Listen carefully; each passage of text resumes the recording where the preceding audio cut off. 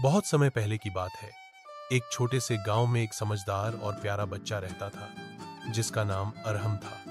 अरहम बहुत बहादुर था, लेकिन उसे एक चीज से बहुत डर लगता था, अंधेरा।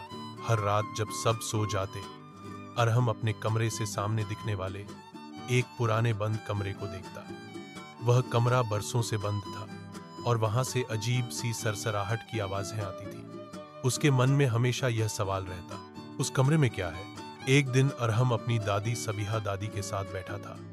उसने पूछा, दादी, उस कमरे में कौन था? दादी की आंखें नम हो गई। उन्होंने धीरे से कहा, बेटा, वो कमरा तब से बंद है जब से तुम्हारा भाई सुभान अचानक गायब हो गया था। अरहम चौंक गया।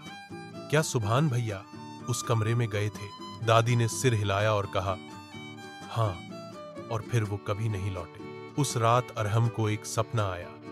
सपने में एक धीमी, डरी हुई आवाज आई, अरहम, मेरी मदद करो, मुझे बहुत डर लग रहा है।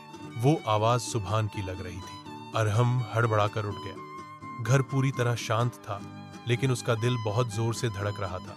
अगली सुबह उसने ठान लिया, अब मैं नहीं डरूंगा, मुझे सच्चाई जाननी है। रात को सबके सो जाने के बाद अरहम ने अपनी टॉर्च उठाई और धीरे से उस बंद कमरे की ओर बढ़ा। जैसे ही उसने दरवाजा खोला, चर्रर की आवाज आई और एक ठंडी हवा का झोंका उसके चेहरे से टकराया। कमरा धूल और मकड़ी के जालों से भरा हुआ था। जैसे ही अरहम अंदर गया, एक पुरानी अलमारी से टक टक टक की आवाज आने लगी। उसके कदम रुक से गए, लेकिन उसने हिम्मत नहीं हारी। उसने अलमारी का दरवाजा खोला। अंदर एक लकड़ी का डिब्बा रखा था। उसने जब उसे खोला तो उसमें एक पुराना खिलौना और एक डायरी मिली। डायरी के पहले पन्ने पर लिखा था, मेरा नाम सुभान है, मैं इस कमरे में छिपा हूं क्योंकि मुझे डर था कि मुझे कहीं दूर भेज दिया जाएगा। मुझे घर की बहुत याद आती है, लेकिन मैं शर्मिंदा था।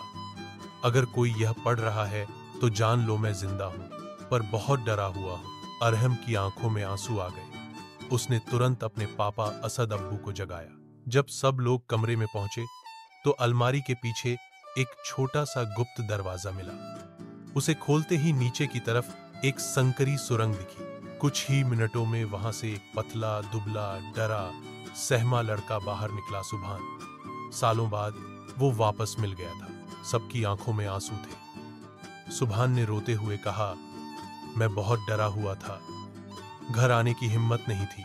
अरहम दौड़कर उसे गले लगाता है और कहता है, अब तुम अकेले नहीं हो भैया, हम सब तुम्हारे साथ हैं। उस दिन के बाद अरहम ने अंधेरे से डरना बंद कर दिया। उसे समझ आ गया कि हर अंधेरे के पीछे एक सच्चाई छिपी होती है, जिसे केवल एक साहसी दिल ही देख सकता है।